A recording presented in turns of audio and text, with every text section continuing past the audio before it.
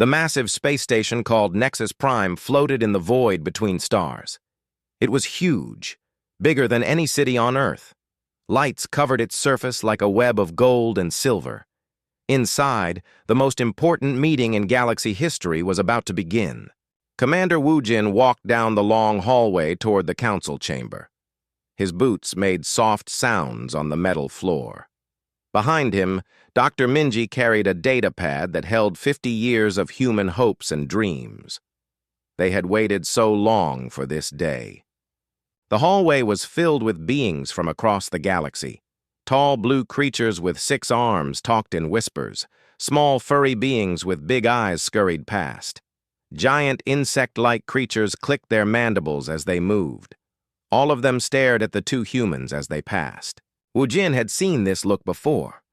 It was not hate or fear. It was something worse. It was the look people gave to something they did not understand. Something that made them nervous. The council chamber was round and huge. Seats rose up in circles like an ancient theater. In the center was a small platform where speakers would stand. Above them, a dome showed the stars outside. It was beautiful and scary at the same time. 12 different species sat in the chamber. Each group had their own section. The Valdris looked like tall, thin humans made of light. The Skorthak were reptile-like with scales that changed color. The Chaklan looked like giant ants but walked on 2 legs. There were others, too, each stranger than the last. At the highest level sat the council leaders. These were the most powerful beings in the known galaxy. They had kept peace for 300 years. They made laws that 17 star systems followed. Today, they would decide humanity's fate. Wu Jin and Minji took their places on the speaker platform. The chamber grew quiet. Thousands of eyes looked down at them. Wu Jin felt the weight of every human alive pressing on his shoulders. The Valdris Prime speaker rose from his seat. He was tall and seemed to glow with inner light. When he spoke, his voice filled the chamber like music. "We gather today to decide the petition of the human species," he said. "For 50 years, humans have asked to join our council as full members. For 50 years, we have watched and studied them." Minji stepped forward. Her voice was strong and clear. "Honored council, humanity comes before you in peace. We have shown that we can work with other species. Our colonies live in harmony with your laws. Our scientists share their discoveries freely. We ask only for the chance to help build a better galaxy." She activated her data pad. Pictures appeared in the air above them. Human cities on distant worlds. Human doctors helping alien patients. Human engineers working alongside Chaklan builders. Human teachers in schools with students from 6 different species. "We have proven ourselves," Minji continued. "We follow your laws. We respect your wisdom. We want to be part of something greater than ourselves." The council leaders whispered among themselves. Their voices made strange sounds that the translation devices could barely handle. Wu Jin watched their faces and felt his hope beginning to die. The Skorthak trade minister stood up. His scales turned a dark red color. "The humans speak of harmony," he said, "but we have watched them. In 50 years, they have built more colonies than most species build in 500 years. They learn faster than any species we have ever seen." A Chaklan defense coordinator clicked her mandibles. "Their technology grows at dangerous speed. What took us centuries to develop, they master in decades. This is not normal. This is not safe." Other voices joined in. The Threlian ambassador talked about human ships that moved too fast. The Zephyrian science director mentioned human discoveries that should have been impossible. Each speaker added another weight to the scale against humanity. Wu Jin felt anger building in his chest, but he kept his face calm. These beings were afraid. They were afraid of what humans might become. They were afraid of change itself. The prime speaker raised his hand for silence. "The council has made its decision," he said. His voice was sad but firm. "Humans are hereby classified as a prohibited species." The words hit the chamber like a physical blow. Minji gasped. Wu Jin's hands turned into fists. All human colonies beyond the Sol system must be evacuated within one standard cycle, the Prime Speaker continued. Human technology development is suspended indefinitely. Human ships may not travel beyond their home system without special permission. This is not punishment, the Prime Speaker added quickly. This is protection. Protection for you and for the galaxy. Your species advances too quickly. Your capacity for innovation threatens the stability we have worked so hard to build. Security drones floated down from the ceiling. They were silver and silent, with red lights that blinked like evil eyes. They surrounded the human delegation. You have one cycle to comply, the Prime Speaker said. We are sorry, but this decision is final. As the drones escorted them away, Wu Jin caught Minji's eye. She looked crushed, but there was something else in her expression, something the Council would never expect to see. Relief. Because the Council had just made the biggest mistake in galactic history. They thought they were stopping humanity's expansion. They thought they were preventing a catastrophe. They had no idea what humanity had already built in the shadows. They had no idea how far human technology had really advanced. They had no idea that their prohibited species had been preparing for this moment for decades. As they walked through the corridors of Nexus Prime for the last time, Wu Jin allowed himself a small smile. The Council believed they had won. They believed they had contained the human threat. They were about to learn how wrong they were. But by then, it would already be too late. 6 months had passed since the Council's judgment. Captain Hyunwoo stood on the bridge of his ship and watched the stars through the main window. To anyone looking at his vessel, it appeared to be just another old cargo ship. The hull was dented and dirty. The engines looked like they were about to break down. Paint was peeling off in many places, but looks could be very deceiving. Captain, said Jisoo from her engineering station, the quantum field generators are running at full power. We're invisible to all Council sensors. Her fingers moved quickly over controls that should not exist on a cargo ship. The technology she was using was 50 years ahead of anything the Council had. Donghyun turned from his communications post. I'm getting reports from the network. All evacuation ships reached Earth safely. The Council thinks every human has left the outer systems. Hyunwoo nodded. The Great Lie was working perfectly. While the galaxy watched human ships flee toward Earth like scared animals, they remained blind to the truth. The real human expansion had never stopped. It had simply gone underground. Any word from Dr. Seungmin? Hyunwoo asked. His lab is still hidden in the Veil Nebula, Donghyun replied. Council ships pass right by it every day. They have no idea there's a research station 3 kilometers away from their patrol route. Hyunwoo smiled. The Veil Nebula was perfect for hiding things. The gas and dust confused sensors. What the Council did not know was that humans had learned to use the nebula itself as a power source. Their hidden stations drew energy directly from the cosmic storm. Dr. Seungmin had been working there for 2 years. His team was small but brilliant. While the Council believed humans were primitive, Seungmin was unlocking secrets that would change everything. Jisoo looked up from her station. Captain, we're getting a priority message from Earth. The main screen lit up with the image of President Soo-young.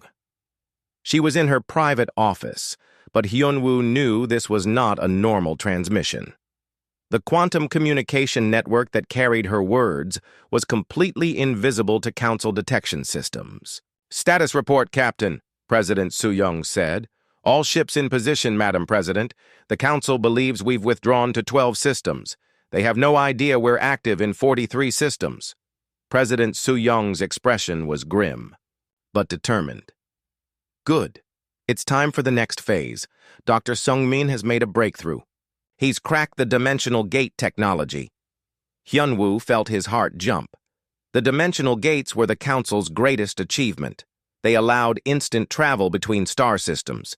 The technology was supposed to be impossible to copy or understand. How? Jisoo asked, forgetting protocol in her excitement. "Human thinking," President Su-yung replied. "We don't see barriers the same way other species do. Where they see impossible physics, we see puzzles to solve." Dr. Seung-min's team approached the problem from a completely different angle, the president continued. "But our version is better. Council gates can be detected and tracked. Ours cannot. Council gates need massive power stations. Ours can run on a ship's main reactor."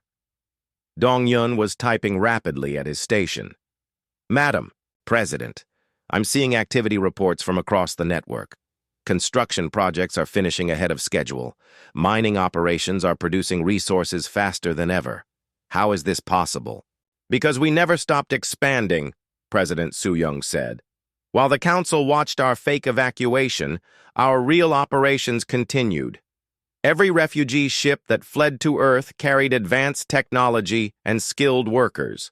Every abandoned colony left behind hidden bases and automated systems." She paused and looked directly at the camera. "The Council made one critical mistake. They assumed we would obey their orders. They assumed we would accept their judgment. They forgot that humans have never been good at accepting limits." Hyun-woo thought about the past 6 months. While Council news broadcasts showed empty human colonies and abandoned mining stations, the reality was very different. Hidden beneath asteroid surfaces and inside hollow moons, human civilization had continued to grow. The fake evacuation had actually been the largest expansion in human history. Every ship that appeared to be fleeing had actually been carrying supplies and equipment to secret locations. Every colony that seemed abandoned had simply moved underground. "What are your orders, Madam President?" Hyun-woo asked. "Continue the masquerade. Let the Council believe they have contained us. Meanwhile, Dr. Seung-min will begin installing dimensional gates throughout our real network. Soon, we'll be able to move ships and supplies instantly between any of our hidden bases." Jisoo raised her hand nervously. "Madam President, won't the Council detect dimensional gate activity?" President Su-yung smiled for the first time in the conversation. "Not with Dr. Seung-min's design. Our gates operate on different principles. To Council sensors, they'll look like natural quantum fluctuations. Background noise." The transmission ended, leaving the bridge crew in thoughtful silence. They were part of something much bigger than they had imagined. While the galaxy thought humanity was defeated and contained, they were actually preparing for something unprecedented. "Jisoo," Hyun-woo said, "how long until we reach the Kepler station?" 6 hours at current speed, Captain. The Council patrol should pass through this sector in 4 hours. We'll be long gone by then. And they'll never know we were here," Dong-hyun added. "According to their records, this cargo ship is registered to a Threlian trading company. As far as they know, we're just moving grain from the agricultural worlds." Hyun-woo looked out at the stars again. Somewhere out there, Council ships were patrolling their territories, confident in their control. They believed they had prevented a crisis. They believed they had protected galactic stability. They had no idea that human scientists were solving problems that had puzzled the greatest minds for centuries. They had no idea that human engineers were building installations that made Council technology look primitive. They had no idea that human influence was spreading through the galaxy like an invisible web. The Council had tried to prohibit humanity's growth. Instead, they had driven it underground, where it grew faster and stronger than ever before. Soon, very soon, they would discover their mistake. But by then, it would be far too late to stop what they had started. Trade Minister Chang Bin stared at the shipping reports on his desk. His scales had turned a worried shade of orange, which happened when Skorthak were confused or stressed. The numbers made no sense. A cargo shipment of rare metals had left the mining world of Kepler 7 3 days ago. According to the manifest, it was headed for the processing stations on Rigel Prime. The journey should take 2 weeks, even with the fastest ships. But the metals had already arrived at Rigel Prime. They had been processed, refined, and were now ready for distribution. It was impossible. Changbin called up more reports. The pattern was everywhere. Goods moving faster than physics allowed. Raw materials disappearing from one system and appearing processed in another within days. It was as if the galaxy had developed a secret transportation network. He reached for his communication device and called Defense Coordinator Yubin of the Chaklin Hive.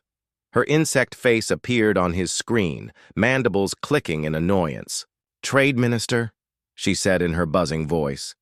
"I hope this is important. I have 3 patrol fleets to coordinate." "Yubin, I need to ask you something. Have your patrols noticed anything strange in the shipping lanes? Cargo moving too fast? Ships appearing where they should not be?" Yubin's compound eyes studied him carefully. "Funny you should ask. We've been tracking some odd events in the Outer Rim. Remember the Bloodfang pirates? They terrorized trade routes for 20 years. Last month, they just vanished. Vanished? We found wreckage of their entire fleet scattered across 3 systems. The damage patterns were unlike anything we've seen. Some kind of energy weapon that cuts through ship hulls like they were made of paper. But there were no other ships in the area. No explanation for who attacked them." Changbin's scales shifted to a deeper orange. "Could it have been a natural phenomenon? A solar flare or gravitational anomaly?" "No," Yubin said firmly. "This was deliberate, professional. Whoever did this knew exactly how to disable pirate ships without damaging their cargo. The holds were empty when we found them, but there was no sign of looting. It was like someone needed those supplies for something important." After ending the call, Changbin pulled up the Galactic Trade Database. He had access to shipping records from all 12 council species. If something strange was happening, the patterns would show up in the data. What he found made his blood run cold. Over the past 6 months, since the human prohibition began, trade efficiency had improved by 30% across the galaxy. Delivery times were shorter, production rates were higher, quality control was better. It was as if invisible hands were optimizing every aspect of galactic commerce. But humans were supposed to be contained in their home system. They were not supposed to be involved in galactic trade at all. Meanwhile, in a hidden laboratory deep inside the Crab Nebula, Dr. Harim was making history. The Council believed he had returned to Earth like all other human scientists. In reality, he had never been more active. The consciousness transfer project had taken 3 years to complete. Now, as he looked at the quantum storage units lining his lab walls, he knew humanity had achieved something that would change the galaxy forever. "Test sequence 17 is complete," announced his assistant, a young woman named Dayong. "The consciousness transfer maintained perfect integrity for 72 hours. No data loss, no personality drift." Dr. Harim nodded with satisfaction. The technology allowed human consciousness to be copied, stored, and transmitted across any distance instantly. It meant that human knowledge and expertise could be shared throughout the galaxy in real time. A brilliant engineer on Earth could transfer his consciousness to a hidden base near the galactic core and begin working immediately. A skilled doctor could be in 6 different systems at once, treating patients and training local medical staff. The applications were limitless. "Dr. Harim," said Dayong, "we're receiving reports from field operatives. The technology packages we've been distributing are working perfectly." Dr. Harim smiled. For months, mysterious improvements had been appearing throughout Council space. Ship engines that ran more efficiently, medical devices that worked better than their specifications suggested, communication systems with increased range and clarity. The Council species attributed these improvements to their own research and development. They had no idea that human consciousness was working behind the scenes, making small but crucial modifications to their technology. "Any signs of detection?" Dr. Harim asked. "None. The improvements appear gradual and natural. Local. Engineers take credit for the discoveries. Everyone is happy with the results." Back on Nexus Prime, the Council's intelligence division was starting to worry. Director Vex of the Threllian Security Force had been tracking anomalies for weeks. Her pale blue skin was marked with stress patterns that showed her growing concern. "The reports don't make sense," she told her team. "Human settlements that were supposedly evacuated are showing signs of activity, heat signatures from buildings that should be empty, power consumption in areas that should be abandoned." Her assistant, a young Valdris named Corin, pulled up holographic displays. "Director, we've sent investigation teams to 12 former human colonies. They found nothing. Empty buildings, shut down equipment, no signs of recent habitation." "Then, explain these readings," Director Vex said, pointing to the energy scans. "These power levels indicate active industrial operations, but our team saw no factories, no workers, no machinery." What Director Vex could not know was that human technology had advanced far beyond Council understanding. The installations her sensors detected were built using dimensional folding techniques that made them invisible to normal observation.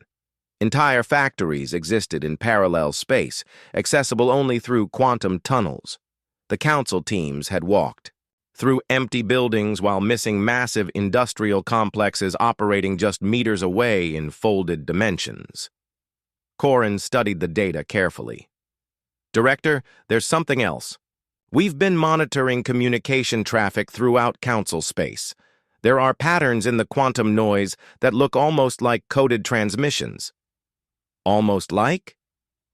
"The patterns are too complex for our computers to decode, but they appear regularly, always from different locations. It's as if someone has developed a communication network that uses quantum background radiation as a carrier signal." Director Vex felt a chill run down her spine. If humans had developed undetectable communication technology, then the Council's confidence in their containment efforts was misplaced. She thought about the Council's decision 6 months ago. They had believed they were preventing a crisis by prohibiting human expansion. They had believed they were protecting galactic stability. But what if they had already been too late? What if humans had already spread throughout the galaxy in ways the Council never imagined? What if the prohibition had only forced them to become more creative, more secretive, more dangerous? As Director Vex looked at the mounting evidence of impossible activities, she began to suspect that the Council had made a terrible mistake. They had tried to contain a species that might already be beyond containment. The question was not whether humans were violating the prohibition. The question was how long they had been doing it and how far their influence had already spread. Unfortunately for the Council, they were about to find out. Jianwu was having trouble sleeping. The young Valdris had always been curious, perhaps too curious for his own good. As chief aide to the Prime Speaker, he had access to archives that most beings would never see. Tonight, that access was keeping him awake. He floated in his quarters aboard Nexus Prime, his luminous body dim with exhaustion. But every time he closed his eyes, he saw the discrepancies in the historical records. Numbers that did not add up, dates that made no sense, corporate registrations that seemed to overlap in impossible ways. Finally, he gave up on sleep and returned to his office.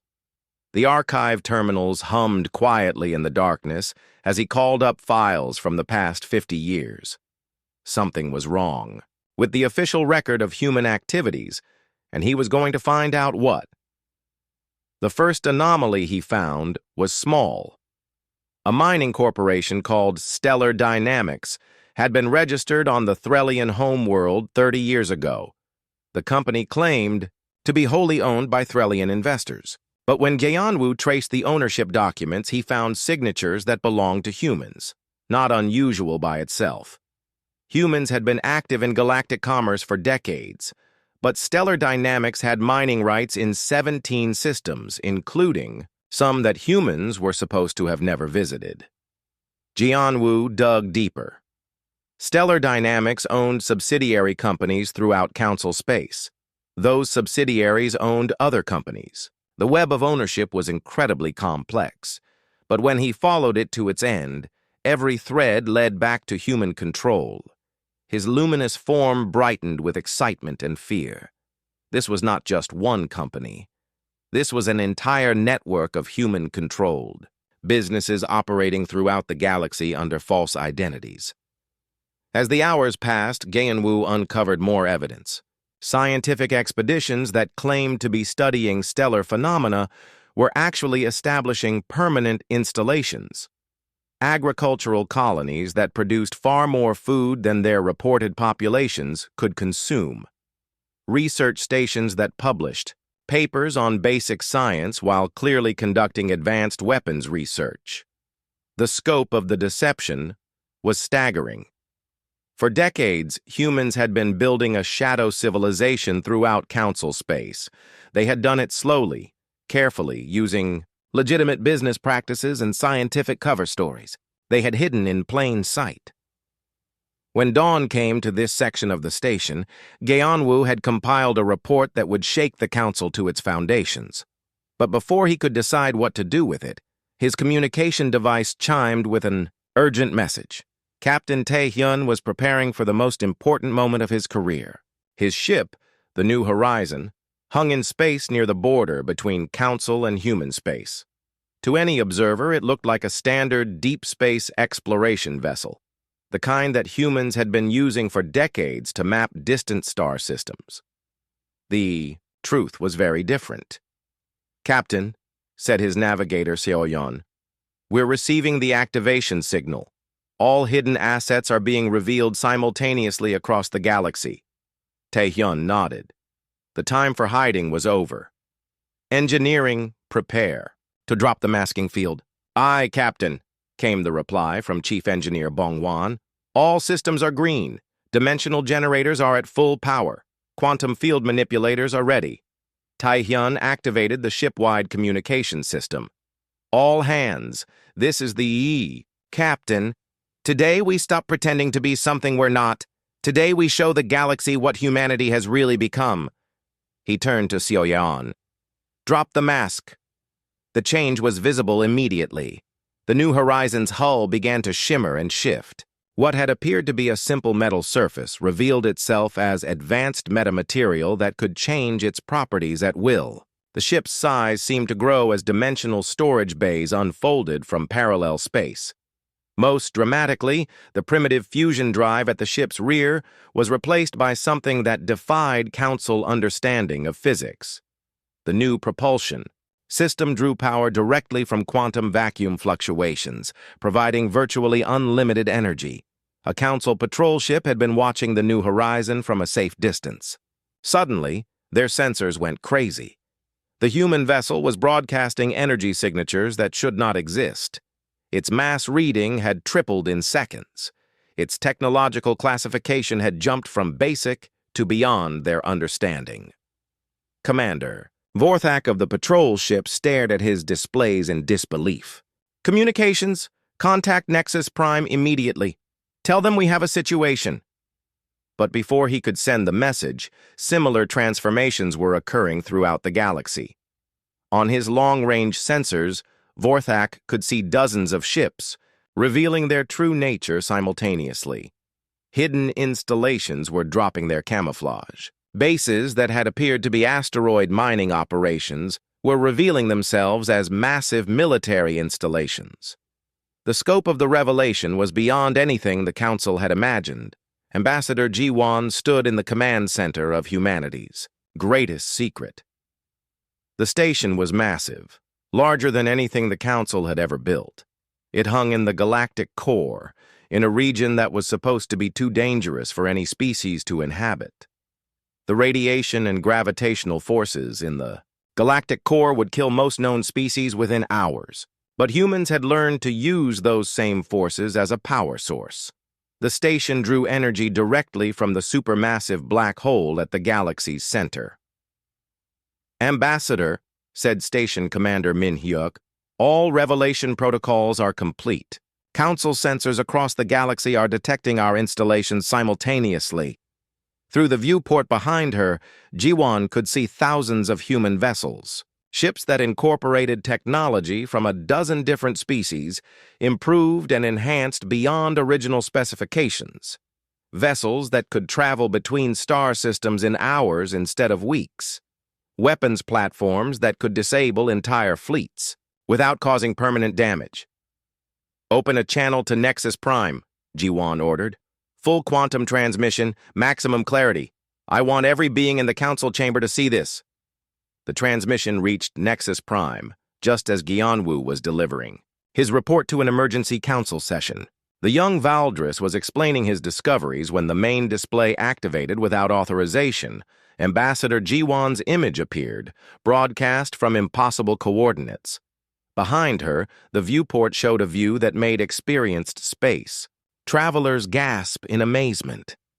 She was in the galactic core, surrounded by a fleet that dwarfed anything the Council possessed. "Honored Council," Ji-Wan said, her voice calm and respectful, "I bring greetings from the human species and an explanation for recent events." The Prime Speaker rose from his seat, his luminous form flickering with shock. "This transmission is impossible. No species can survive in the galactic core. Our sensors show nothing in that region." "Your sensors show what we want them to show," Ji-Wan replied. "For 50 years we have demonstrated our technology to you slowly, carefully. We hope to earn your trust and acceptance. 6 months ago you chose a different path." She gestured to the fleet visible behind her. "You prohibited our expansion, but we had already expanded beyond your ability to track or control. You suspended our technology development, but our technology had already surpassed yours in most areas. You tried to contain us, but we were never actually contained." The council chamber erupted in voices, speaking dozens of languages. The translation systems struggled to keep up with the chaos. Ambassador Ji-Wan continued speaking over the noise. "We never wanted conflict. We sought partnership. You chose prohibition instead. Now we must ask, do you want us as allies working together to build something greater?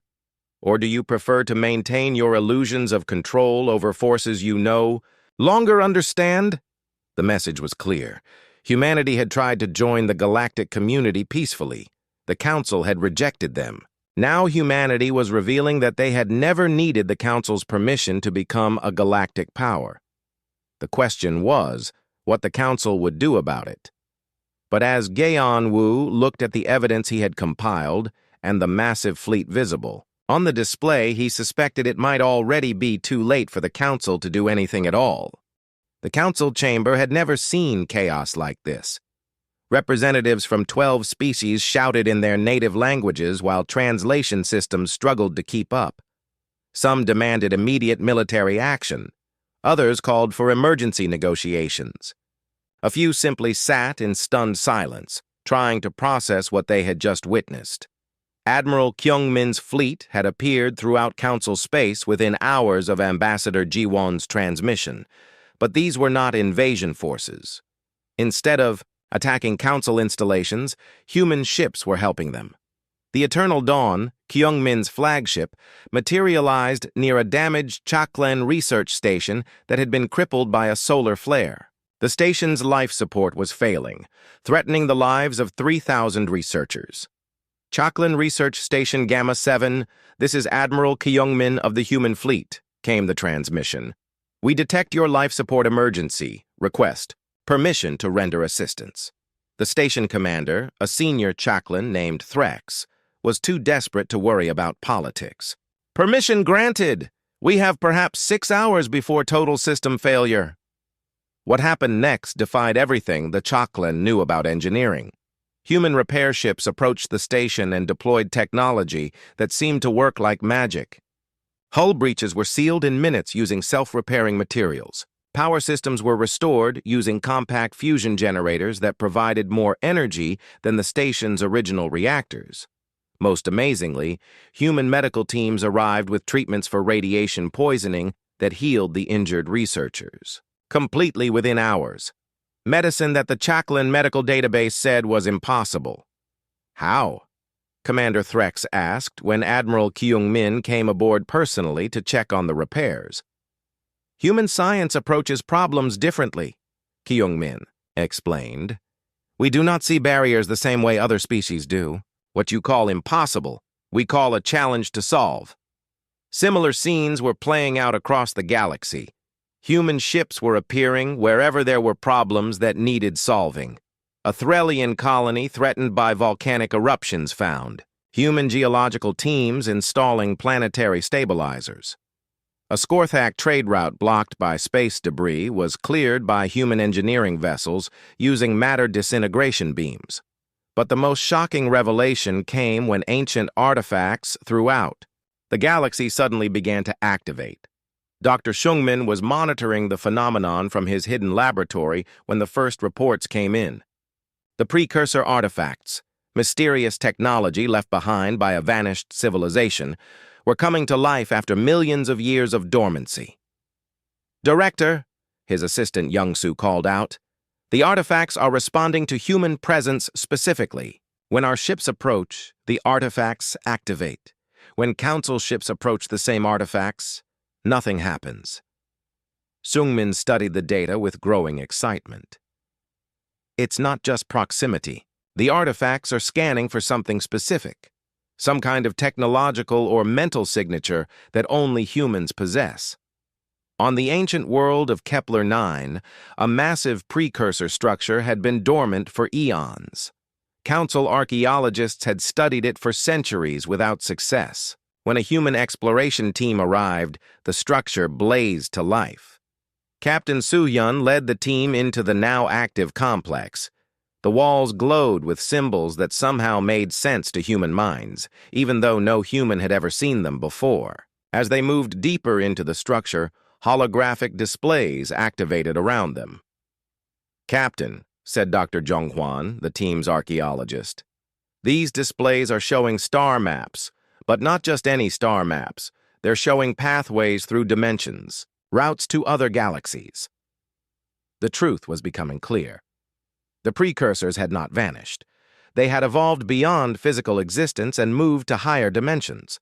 Before leaving, they had built a test for any species that might eventually discover their technology.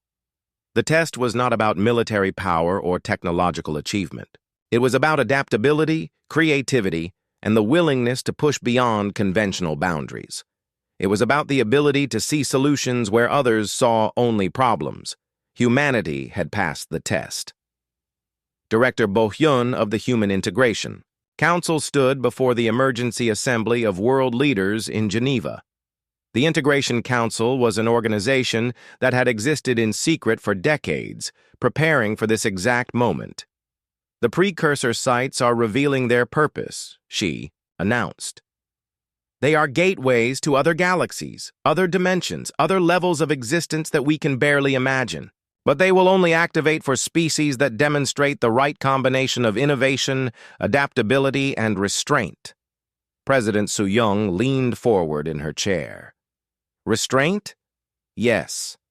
The precursors were testing whether we could develop advanced technology without using it to destroy ourselves or others. Our behavior over the past 6 months proved that we could be powerful without being aggressive. We could be advanced without being destructive. The revelation sent ripples throughout human space. Every human colony, every hidden base, every secret research station received the same message. The galaxy was about to change forever. On Nexus Prime, the Council faced a choice that would define the future of galactic civilization. The evidence was overwhelming. Humanity had not only surpassed Council technology in most areas, they had been chosen by the ancient precursors as inheritors of knowledge that could transform the galaxy. The Valdris Prime Speaker stood before the assembly, his luminous form dim with exhaustion and worry.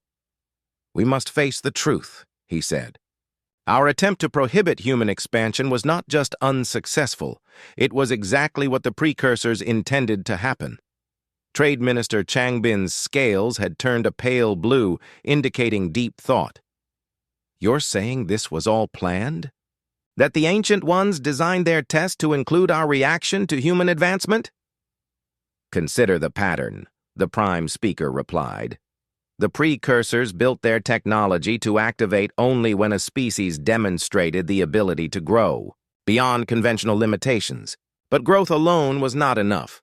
The species also had to show they could do so while maintaining peaceful intentions, even when faced with rejection and prohibition. The chamber grew quiet as the implications sank in. The Council's fear of human advancement had driven humanity underground, where they had developed even more impressive capabilities. Their prohibition had forced humans to prove they could be incredibly powerful while remaining essentially peaceful. It was the perfect test of a species ready for precursor knowledge. Defense Coordinator Yubin clicked her mandibles thoughtfully. So what do we do now?